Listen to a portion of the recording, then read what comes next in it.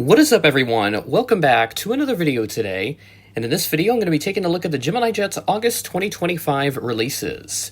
Seems like we're going to be back on schedule now for all of the Gemini Jets releases, which I'm very excited about. The June-July announcement was pretty solid with a couple good options. JetBlue new livery 320 making an appearance the first time, and hopefully we do get an A220 new livery since there's one at least that's floating around. There might be more now.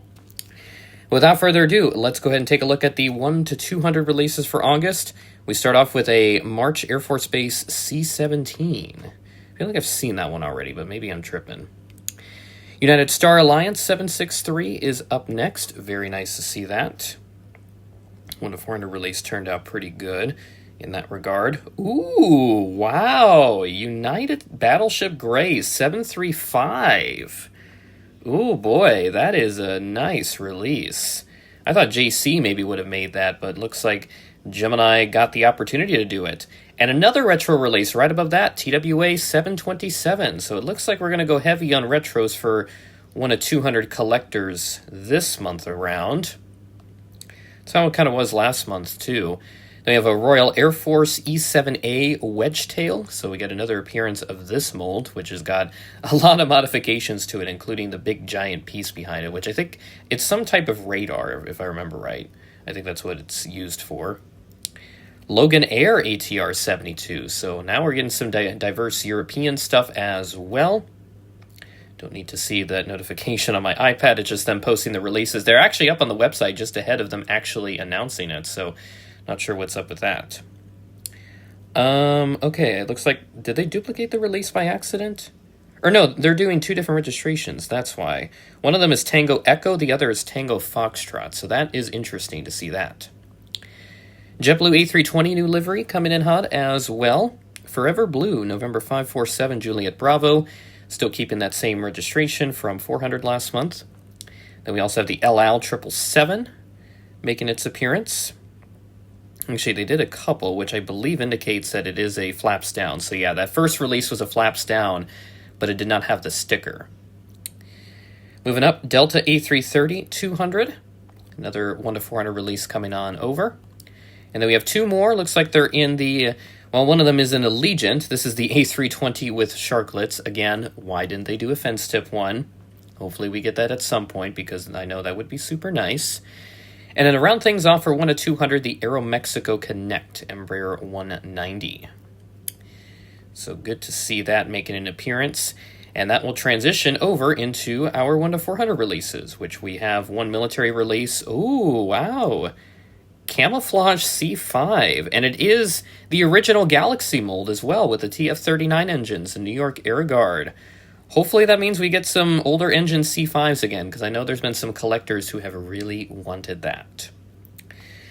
All right, moving up to 1 to 400. Oh my God.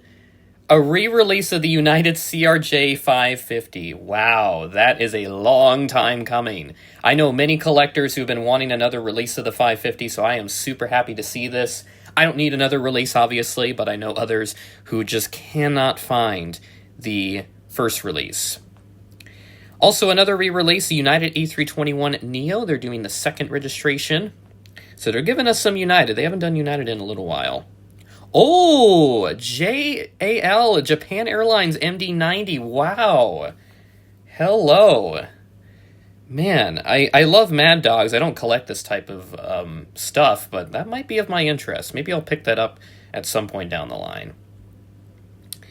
Moving up, Hawaiian 7879. I believe this is the other registration that they did, or that they haven't done, rather. And then we have another one of these, the Emirates A380s, be part of the Magic Special livery. They did one like 3 years ago, and these have been repainted. So I'm guessing Emirates must have wanted Gemini to do another one. So whatever the case is, we'll see what that results in. Cubana ATR 72 making an appearance. And then moving things along. Oh, what is this airline? Binter.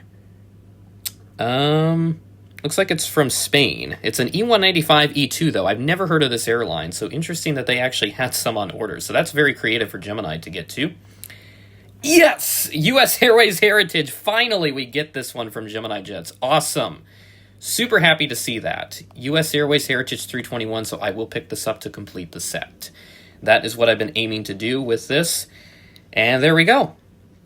Gemini August, looking fantastic. A lot of diversity this month, so they are really expanding upon what they typically do. And, you know, they get bashed often because they do too many American releases. Well, let me show you the 1 to 400 releases, people. We've got this Binter Canarias, Cubana, Emirates. I know Emirates is a very frequent subject, but that's obviously not from the U.S. But point being, you have that, and then you have Japan Airlines MD-90. These are some damn good releases if you are an international collector. So I am very happy to see this, and it seems like, and I'm just going to say this just because, I feel like they've been hearing the complaints that have been directed at NG, and they have realized that, at least this time around, that they want to diversify their releases a little bit. So I'm very happy to see them take note of this, even if this is not actually true, but this is just, you know, it's a happy little coincidence either way. But either way,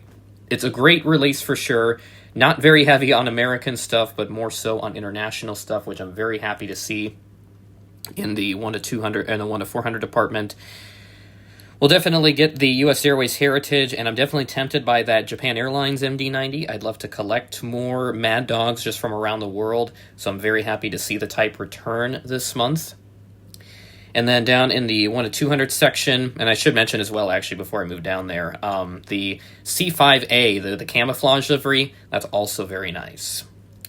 And then down in 1 to 200, pretty much a lot of carryovers from 1 to 400 last month, but with some nice additions mixed in there, like the Logan Air ATRs, the TWA 727, the United 735 Battleship Gray, and all that fun stuff. So they're definitely taking note and adding in some very unique releases. So definitely an interesting twist this time around when it comes to what they've announced throughout both their scales this month. And if I were 1 to 200, I'd probably be after the Battleship Gray 735, the TWA 727, and I know European collectors will be happy to see that Logan Air ATR. So yeah.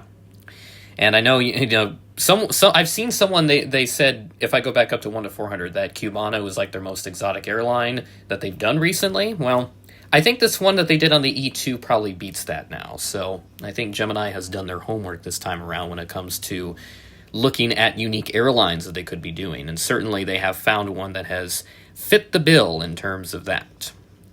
Overall, very happy to see Gemini Jets diversifying their representation and just making a lot of unique stuff this time around. I know American collectors are going to be flipping their you-know-what over the CRJ 550, so definitely grab one before they sell out. I know that the first release became very popular after it was long gone, so be sure to get your hands on one before that becomes the case. But other than that, you know, great release. Like I said, I'll get the US Airways Heritage American 321, and I'll definitely have my eyes on that JAL MD-90. That's a very unique Mad Dog. I'd certainly love to add it just for fun, but who knows? I'll see what my budget looks like right now, because again, I still need to recover from airliners and the whole trip. With that being said, that is the end of the video. Thanks for watching, and I will catch you in the next video.